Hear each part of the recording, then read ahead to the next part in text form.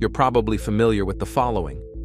13.8 billion years ago, the Big Bang led to stars and galaxies, which led to planets and life, and eventually to you and me. But there's a glaring gap in this chronicle, an aperture so big, solving it would shake our knowledge of reality.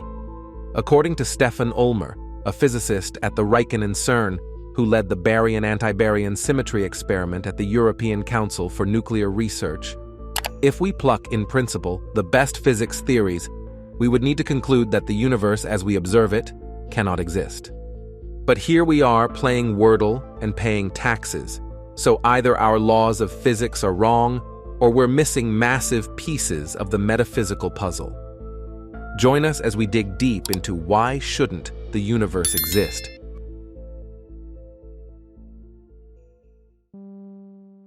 Let's start at the beginning with an unimaginable number. 10 to the 10 to the 123. It's called the Penrose number, an equation of a miracle, and its simplicity in appearance belays the impossibility that it represents. These are the odds in which the likelihood of the universe coming into existence in a way that would develop and support life as nearly mathematically impossible. To put that figure in perspective, at the beginning, the Big Bang is an implausible and unlikely event, with a 1 in 10 to the 10 to the 123 chance. Mathematician and physicist Roger Penrose formulated this equation, and by all accounts it is sound and fully checks out theoretically. Penrose won a Nobel Prize and was a close associate of Stephen Hawking's, so his credentials are unmatched. But to better understand what this number represents, we need to context how Penrose number was conceived. You're probably familiar with the Big Bang theory. The Big Bang theory, as told, is the leading explanation about how the universe began. At its simplest, it says, the universe as we know it started with a small singularity, then inflated over the next 13.8 billion years to the cosmos that we know today. And according to this premier theory, the universe came into existence as a result of a set of very specific, precise conditions and occurrences. One of those conditions was something called initial entropy. Entropy is the degree of thermodynamic disorder in a closed system like the universe. According to the second law of thermodynamics, any isolated system must evolve from states of low entropy to states of higher entropy. Disorder always increases. If you start with a bunch of atoms all crowded into one corner of a box, they will naturally evolve to a state with atoms spread uniformly around the box. They have thus moved from a highly ordered, low-entropy state to a state of maximum disorder and maximum entropy. The important thing about maximum entropy is that once this state is reached, evolution stops. Individual atoms continue to bounce around, but the macroscopic state of the box ceases to change. In a sense, time and its direction no longer matter. The past looks exactly like the future, so you cannot tell them apart anymore.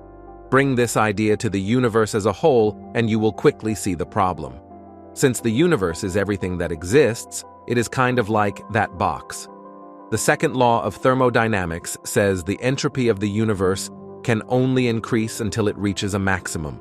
So the universe must be running down, and it must be heading toward an eventual heat death, where entropy has maximized and no more work can be extracted. In that final equilibrium, there will be no more change and no arrow of time, pointing from the past into the future. But that is not the state we are in now. The universe is clearly still evolving. Stars are burning up their nuclear fuel, releasing energy and generating entropy. That must mean the entropy of the universe has not reached its maximum. Based on this, we can conclude that the entropy of the universe must have been much lower in the past. And that is where the problem really lies. Why was the entropy of the universe lower in the past? This question is not new. The founders of modern statistical mechanics and thermodynamics were aware of the issue and discussed it at length even before the rise of modern cosmology. But once scientists developed the Big Bang model of the universe, the problem got more acute. The so-called classic Big Bang the first version of our standard model of cosmology, says the universe began in a hot, dense state, undergoing expansion. The modern version of the standard model adds a period of extreme expansion to this story, a very brief, very early period referred to as inflation. For both the classic and modern standard models, the critical question about the past is the initial condition of the Big Bang, that state under which your model begins its evolution. It turns out that if you pick an initial condition at random, you are much more likely to find one with high entropy than one with low entropy. After all, there are many more ways to arrange a system's components in a disordered fashion than in an ordered one. Based on probability alone, then, the universe should have started in a state that was either already in equilibrium or close to it. That would leave little room for cosmic evolution. The universe would just sit there like our box of atoms, in equilibrium. It would experience no change and no time running from the past into the future. Somehow, our universe must have avoided all those high entropy states and started in a very unlikely, very low entropy state. In other words, those initial entropy conditions had to be absolutely perfect in order for the universe to develop as it did. Physicists and philosophers call this the past hypothesis. But what makes this hypothesis correct? Why did the universe begin in such an unlikely state that allowed us to emerge? This is the context in which Penrose enters the discussion. Penrose wondered about these questions. What initial entropy conditions had to have existed in order for the universe to have been created in accordance with the Big Bang theory, and for that universe to then ultimately be supportive of life coming into existence randomly? What are the odds that those exact conditions could have existed at the time of the Big Bang? The Penrose number is his scientifically based and calculated estimate of those odds. According to Penrose, the odds against such an occurrence were on the order of 10 to the 10 to the 123. As you've probably already surmised, those odds are infinitesimally nanoscopic. In fact, the human mind cannot even grasp just how tiny those odds are. To help provide some perspective on just how small those odds are, you can get a grasp of somewhat how big the number is by learning more about how exponents, and specifically how powers of 10 work. 10 to the 123 is written as a 1 followed by 123 zeros. That's already an insanely big number, but then it gets way worse because 10 to the 10 to the 123 is 1 followed by 10 to the 123 zeros. 10 to the 123 is greater than the total number of atoms, which is thought to be 10 to the power of 79, believed to exist in the entire universe. And in Penrose's book, The Emperor's New Mind, Concerning Computers' Minds and the Laws of Physics, Penrose wrote this: "One could not possibly even write the number down in full in the ordinary denary decimal notation. It would be 1 followed by 10 to the power of 123 successive zeros. Even if we were to write a 0 on each separate proton and on each separate neutron in the entire universe, and we could throw in all the other particles for good measure, we would fall far short of writing down the figure needed." Ron Mazier, a former lecturer at Tulane University, offered us a more understandable explanation. According to Ron, the odds of you to winning 1,000,000 sweepstakes 200 times per day for 41 straight days would be 10 to the 10 to the 5. That's crazy. But that is not even close to the odds against one of the foundational assumptions of the Big Bang Theory as expressed by the Penrose number.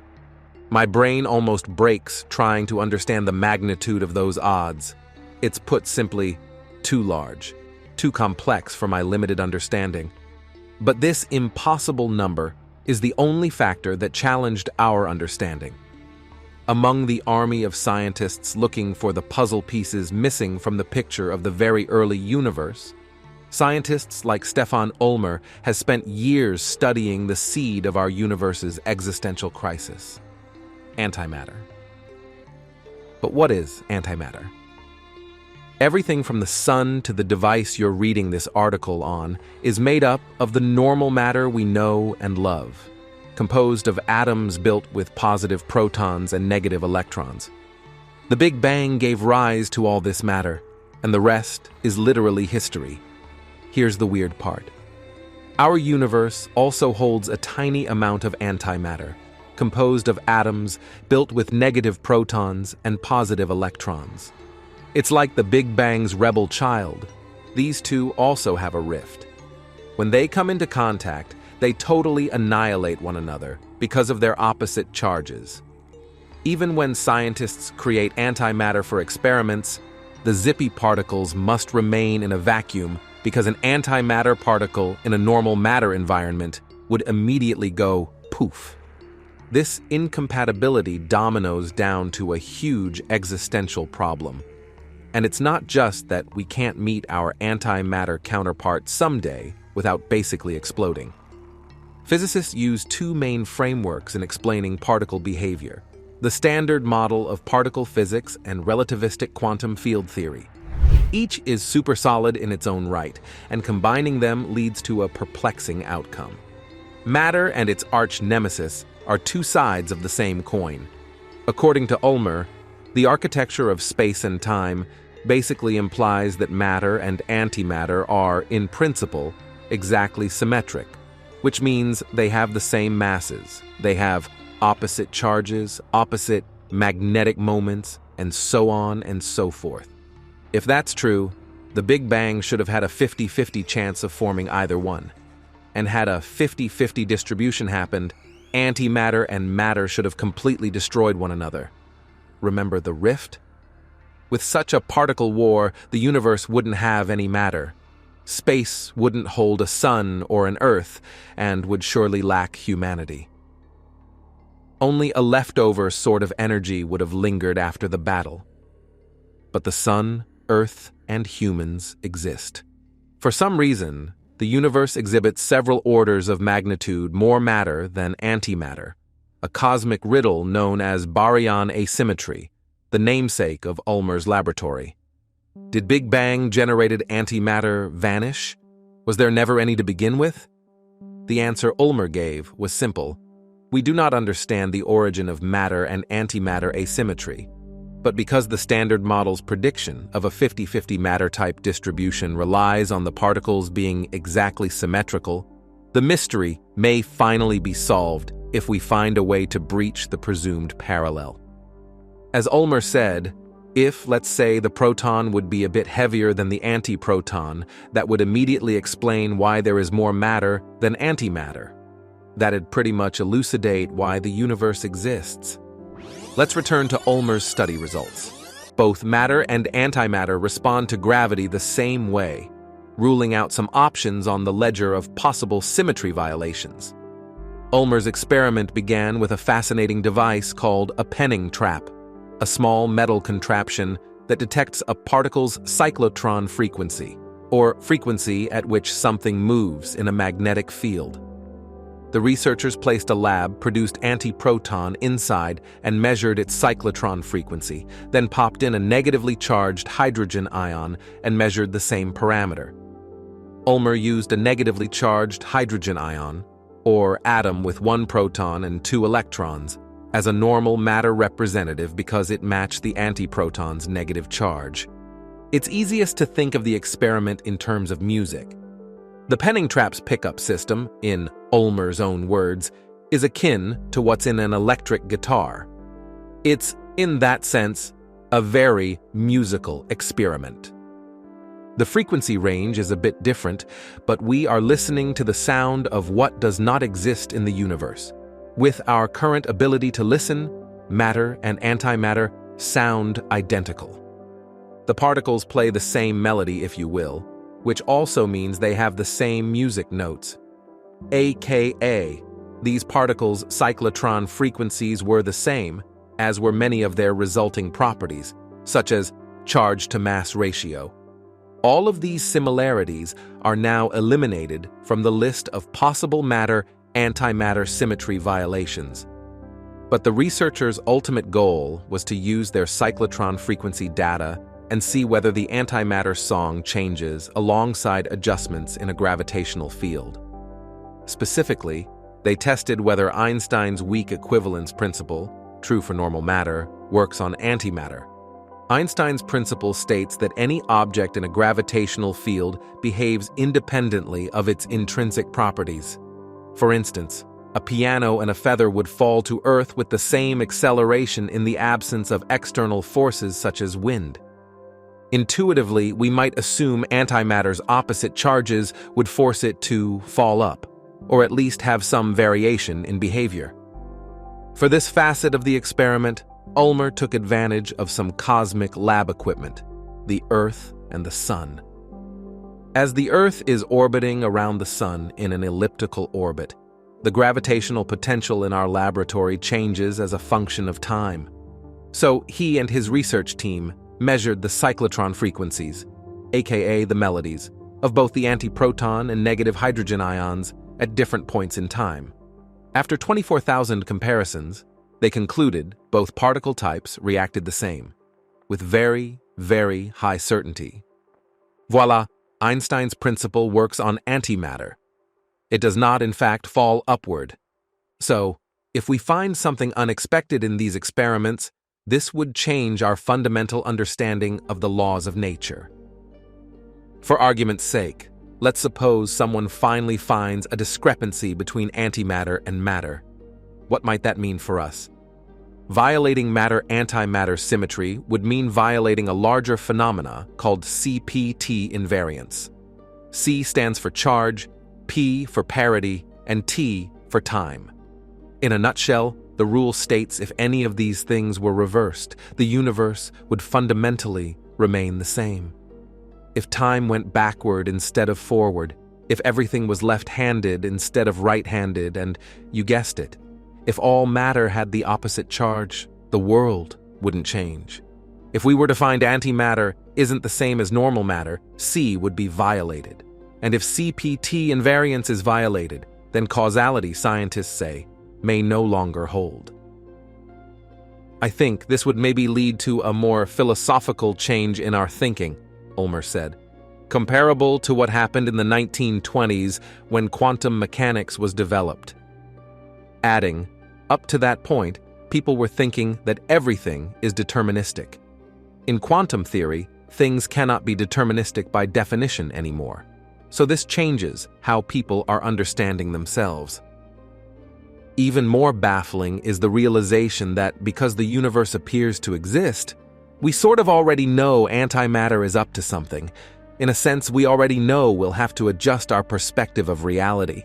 We're just waiting for the right moment. Of course, most likely, the origin of life and the universe itself might be forever unknowable. The origin of life and the universe are both trapped by the problem of horizons. On Earth, on a clear day and from relatively flat terrain, the horizon is simply the farthest distance you can see before the curvature of the planet bends out of view. That comes to about 3 miles away for the average person. The horizon thus represents a fundamental limit imposed by physical circumstances to how far you can see. Cosmology and the origin of life are each subject to a kind of horizon, and those horizons shape how researchers must address their most fundamental questions. In cosmology, the most important horizon comes just 300,000 years after the Big Bang, during a brief transition called recombination. Before recombination, the universe was hot and dense enough that it was basically a smooth soup of mostly electrons, protons, and neutrons, along with photons. The photons interacted strongly with the charged particles. No light particle could travel very far before being scattered off an electron. In this way, the universe's matter and light were strongly coupled. As the cosmos expanded and cooled, the matter particles eventually slowed down enough for the oppositely charged electrons and protons to find each other. They paired up to form the first hydrogen atoms. Once this happened, photons no longer had any dance partners. Hydrogen does not couple strongly to radiation like the free electrons did. Suddenly free to zing across the cosmos, unhindered, today they fill the universe as the cosmic microwave background radiation. What matters for our discussion is that recombination imposed a horizon on how far back in time we can see using light. There is what scientists call the surface of last scattering, which is the place in time when recombination occurred, where those photons suddenly were let go. The surface of last scattering is like a fog. You cannot see through it to get a direct view of what the universe looked like beyond or before it. There are other important clues we can use to understand the earlier universe. That is what I mean about scientists being clever. But in terms of light, the surface of last scattering represents a horizon of vision. The study of life on Earth and its origin also has a horizon imposed on it, and it has a name. It is called Luca, or the last universal common ancestor. We know that evolution on Earth works by a process called descent with modification. Organisms reproduce and pass their genes on to their children. Every now and then, random mutations occur. If they lead to better fitness within the environment, entirely new organisms may appear. Using a variety of methods, biologists have mapped out the tree of relationships between living things across Earth's long inhabited history, which goes back more than 3 billion years. They have been able to see when the different lineages of life split off from each other. For example, humans, chimpanzees, and bonobos share a common ancestor who lived about 6 million years ago. Humans and sharks share a common ancestor that lived about 440 million years ago. Through these kinds of studies, biologists can trace all of life back to a single kind of organism. The basic structures of this entity's biochemistry, including the use of DNA, are what every form of life on Earth today uses, with the exception of some viruses, which use RNA, if we are to consider viruses a type of life form. We do not know much about this creature. We do not have direct fossils of its existence, but we can infer its existence from the tree of life.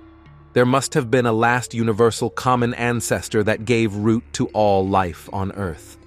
The recognition of Luca is a triumph of modern biological sciences, but it is also a horizon beyond which we cannot see, much like the surface of last scattering. Luca is where the direct trail ends, and that leaves us with many big questions. Could there, for example, have been more than one origin of life on Earth? Perhaps there were different versions of self-replicators, but the one leading to Luca won out. What came before Luca in its own lineage? Luca, after all, represents the living form we all descended from, not necessarily the origin of life itself. Like cosmologists pushing further back in cosmic history, biologists must be creative as they seek to move further back in the dim mists of time. What's cool about all this is how it reveals something fundamental about science. Horizons exist because evidence comes with constraints we don't know how to break. That means that not every direct question can find a direct answer. The trail can simply grow cold or disappear. At that point, the most interesting question of all arises: what do you do next? That's all the information that we have for you today. Don't forget to give us a thumbs up if you enjoyed today's episode, subscribe if you haven't already, and hit the bell so you never miss out on future episodes. And be sure to also tell us what you think about today's content. Everyone's support motivates us to continue delivering quality content and to always improve. As always, thanks for watching, and we will see you next time.